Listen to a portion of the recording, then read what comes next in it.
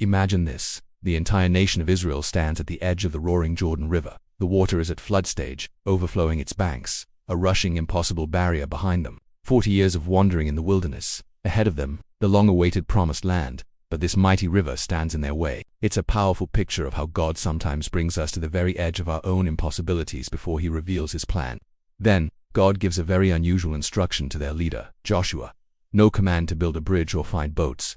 Instead, God says, "Tell the priests who carry the Ark of the Covenant to go and stand in the Jordan River." He doesn't say, "Wait for the water to part and then go." He says, "Step first." This is faith in action, a command that requires complete trust before any visible solution appears. With the heavy Ark of the Covenant on their shoulders, the priests walk toward the churning water. Can you imagine the tension? They take one step, then another. The river doesn't stop, it keeps rushing right at them. The moment of truth arrives as the soles of their feet touch the water's edge, and then, it happens. Suddenly, miraculously, the flow of the river upstream is cut off.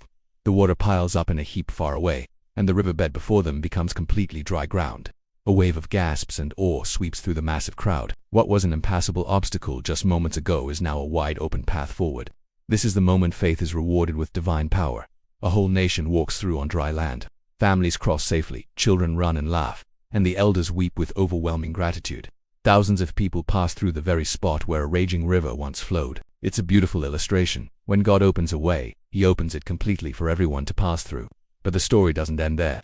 God tells Joshua to have 12 men take 12 stones from the middle of the riverbed and set them up as a memorial. Why? So that in the future, when their children ask, "What do these stones mean?" they could tell them the incredible story of what God did that day. Faith is meant to be remembered and shared.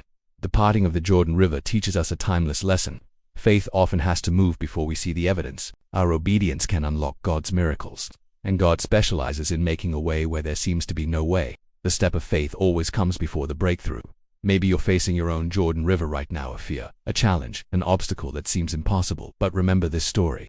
When you take that step of faith, God still parts rivers today. If this story encouraged you, comment below with "I will step in faith." Like this video, share it to inspire someone else, and make sure you subscribe for more powerful animated Bible stories. Thanks for watching.